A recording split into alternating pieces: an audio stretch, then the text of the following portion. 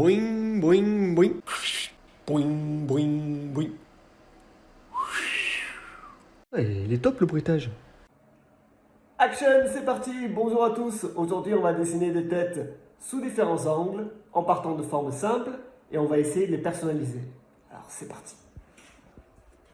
Alors, je vais commencer par un cercle. Avec la méthode Loomis, vous pouvez toujours commencer par un cercle, quel que soit l'angle de la tête. Deuxième petit cercle pour la partie plate du côté du crâne. Petit cercle que je divise en 4, et ensuite ça me permet de trouver mes traits de construction pour le placement des sourcils, de la base du nez et du menton. Maintenant que j'ai mes traits de construction, je peux commencer à dessiner une oreille par ici, dans la partie droite en bas du petit cercle. La hauteur de l'oreille se trouve entre le sourcil et le nez. Et maintenant je peux commencer à dessiner le petit triangle qui est la connexion entre le front et le nez, et je vais lui donner un nez un petit peu crochu. On va commencer à personnaliser ce visage pour qu'il ne soit pas trop générique. Et pourquoi pas une petite moustache par ici, bien taillée. Ça va lui donner un côté sérieux. Maintenant, je fais le trait qui sépare les deux lèvres de la bouche. Et un autre trait en dessous pour indiquer la lèvre inférieure. Je remonte dans les sourcils. Je vais essayer de connecter les sourcils avec la moustache. Je vais faire plutôt fin à l'intérieur et touffu à l'extérieur. Ça lui donnera un air un peu sérieux aussi. Pour les yeux, je peux utiliser la partie extérieure de la narine pour trouver la partie intérieure de l'œil. Et maintenant, je peux dessiner la paupière supérieure. Donc, je vais faire des yeux plutôt petits pour rester avec ce côté un peu sérieux. Et le pli de l'œil, je vais le confondre avec la paupière supérieure. Là, à l'intérieur de l'œil, la pupille et l'iris, je donne un petit éclat de lumière à gauche pour qu'on sente la lumière qui vient de la gauche. Et je dessine l'œil de l'autre côté, qui sera moins large que cet œil-là, parce qu'il est un peu plus en recul. Je ferai une autre vidéo sur le dessin des yeux et de la lumière prochainement. Le rond de l'iris sera plus elliptique, ici, que l'œil à droite.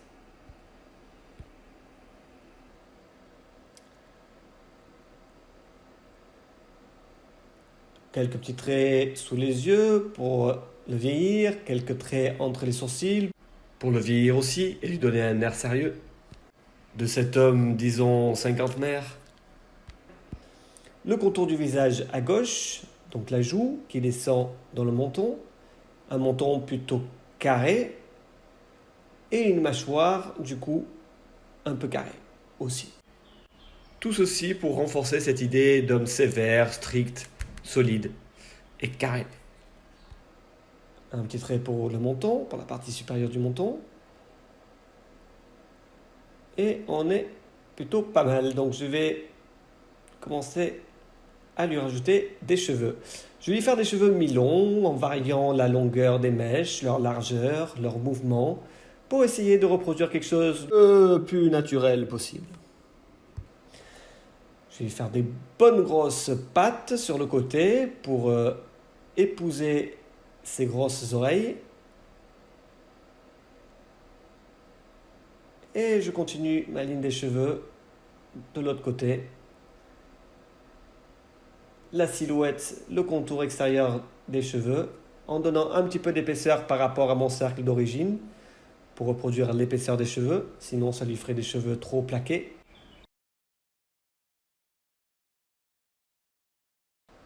Voilà, je contourne ma tête, je descends dans le cou. Ici, pour l'arrière du cou, je vais aller avec un trait plutôt vertical, le menton qui connecte avec le cou ici, un trait pour le muscle du cou et un autre trait pour le trapèze.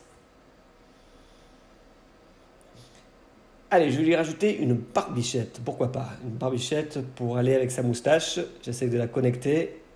Soyons fous. Tous les petits détails comme ça va donner du caractère à votre personnage, ça va rajouter un petit truc. J'essaye quand même de pas trop dénaturer l'idée de départ. Des petites mèches de cheveux ici qui passent derrière l'oreille pour la refaire sortir, et c'est bon pour ce petit sketch. À présent, j'en fais un deuxième en partant d'un cylindre en contre-plongée. Donc je vais commencer un peu différemment, je vais chercher l'axe central du visage, deux traits, un pour les placements des sourcils et l'autre pour la base du nez, et tout de suite je peux placer l'oreille en suivant ces traits de construction. Donc il sera un peu plus basse par rapport aux sourcils. Et je vais partir sur un personnage indien. Je place les sourcils le long de mon trait de construction pour les sourcils. Et la base du nez le long de ce trait-là. Je vais faire un nez un peu large à la base. Vous remarquerez qu'à la différence de la vue de face, la distance entre le menton et le nez est la plus longue par rapport au nez et sourcils et la ligne des cheveux, parce qu'on est en vue contre-plongée. Là, je me suis donné un petit trait de construction pour placer mes yeux sur le même axe en suivant l'arrondi de mon cylindre, le trait de l'arcade qui connecte avec le front. Donc je descends, je fais un petit trait pour la bouche, le trait entre les deux lèvres, un petit trait pour la lèvre supérieure et un petit trait pour indiquer la lèvre inférieure. Le menton.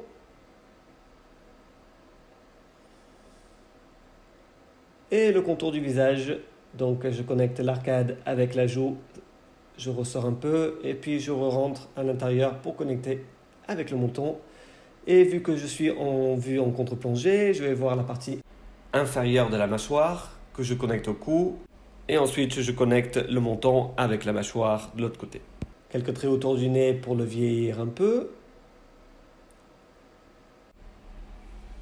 Maintenant, je vais faire les cheveux. Donc, je vais lui faire des cheveux d'Indien. Je ne vais pas trop donner d'épaisseur en haut, puisque avec cette vue-là, les cheveux seront écrasés.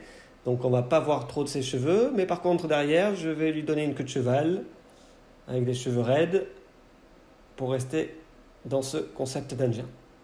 Un petit trait pour la connexion entre le cou et la mâchoire. Ici, c'est le centre du cou, les trapèzes, l'axe central du corps, la largeur des épaules. Alors le torse dénudé, parce qu'on va faire un Indien un peu traditionnel. Et quelques traits d'anatomie du corps, sans aller trop dans le détail, parce que je veux garder l'accent sur le visage. Une petite mèche ici pour rendre la silhouette des cheveux un peu plus intéressante et ramener un peu du naturel. À présent, pour ramener une petite notion de lumière dans le dessin, je vais avec des hachures ombrager toutes les parties du visage qui vont recevoir le moins de lumière. Sous le nez, sous la lèvre supérieure et dans les arcades, ainsi que sous le menton. Tout ceci dans l'idée que la lumière vient d'en haut. Et il ne faut pas oublier, dans le creux de l'oreille, quelques traits de mèche pour les cheveux. Et pour renforcer ce concept d'Indien, on va lui rajouter un collier indien avec des formes simples, sans aller trop dans le détail. Je ne cherche pas à designer, je cherche juste à placer des éléments pour renforcer mon concept.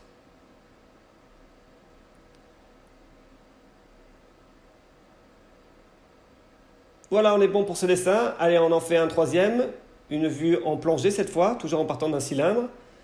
Je trace l'axe central de mon visage et je vais tout de suite commencer à dessiner les sourcils. Sourcils plutôt énervés qui rentrent vers l'intérieur, donc on va plutôt faire un personnage qui est un peu énervé. Ça donne déjà le ton. Là, je vais dessiner ses lunettes. Je vais lui mettre des lunettes un peu plus larges à gauche que la lunette de droite, parce qu'elles sont un peu plus loin, on recule. Le nez, ici, c'est une vue d'en haut, donc on ne va pas voir la partie inférieure du nez dans ce cas-ci. Et la narine sera donc plus haute que le bout du nez. Et les branches des lunettes qui vont aussi remonter en respectant cette perspective. L'oreille et le front. Le front, là, il se confond un peu trop avec les lunettes. Donc je vais faire un trait un peu plus en recul par rapport aux lunettes. C'est un peu plus élégant. Et puisqu'il a les sourcils énervés, on va lui faire une bouche énervée. Non, ça ne va pas. On va essayer autre chose. Allez, quelques petits traits sur le côté là. Et une bouche énervée comme ça. Voilà, là c'est pas trop mal.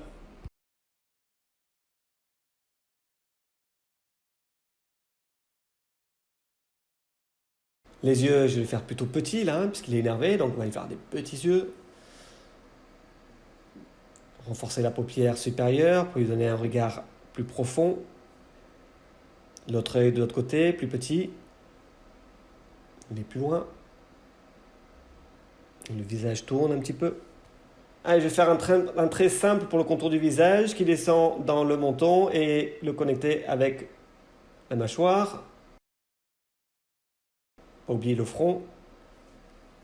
Ici, quelques traits pour indiquer la largeur du nez.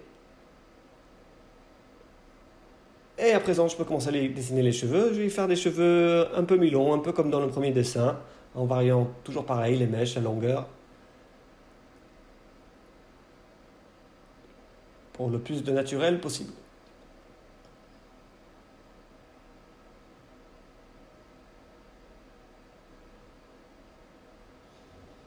Ici, quelques petites mèches pour indiquer l'arrêt des cheveux.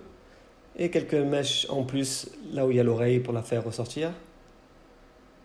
Le cou, je vais le faire dans le prolongement de la tête. Par contre, le centre du cou, je vais le décaler légèrement par rapport à l'axe de la tête. Et je vais lui rajouter un col de chemise par ici. Quelques traits pour indiquer les épaules. Et je fignole avec des petits traits à l'intérieur, des traits de ride, des traits de contour.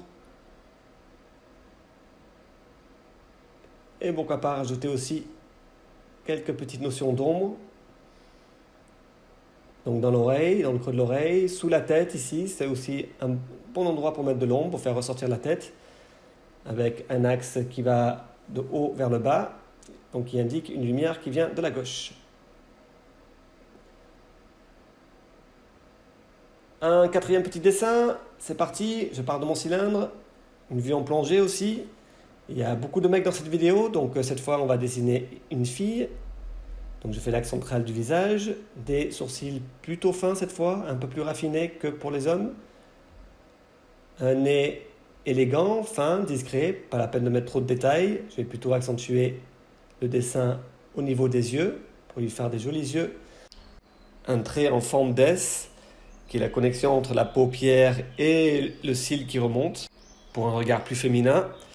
Je rajoute une indication de lumière dans l'iris, une lumière qui vient de la gauche.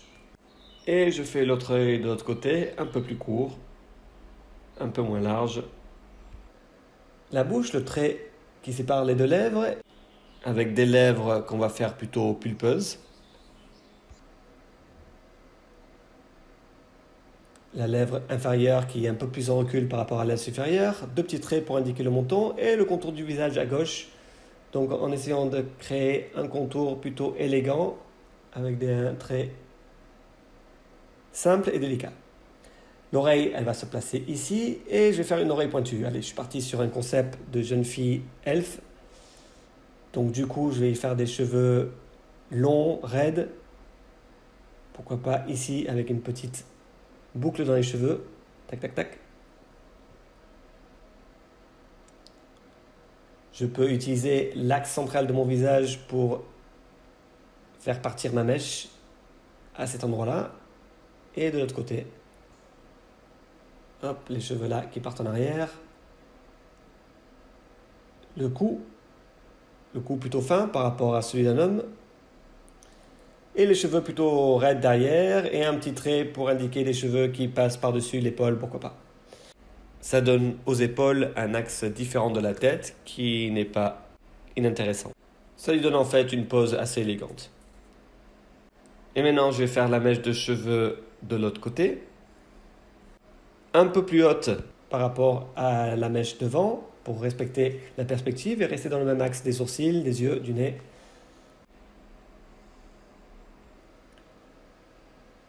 J'ai accentué un peu ce trait, quelques petites ombres sous la lèvre supérieure, dans le menton.